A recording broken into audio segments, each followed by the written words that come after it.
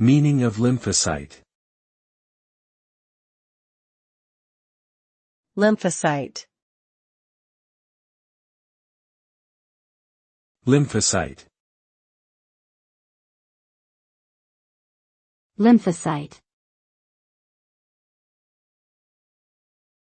Lymphocyte. Lymphocytes are a type of white blood cell that plays a key role in the body's immune response to infections and diseases. They are produced and mature in the bone marrow and are found in the blood and lymphatic system, which includes lymph nodes, spleen, and other tissues of the immune system. There are two main types of lymphocytes, B cells and T cells, each with their own specific functions and features. B cells produce antibodies that target foreign substances in the body, while T cells play a role in identifying and destroying infected cells and cancerous cells.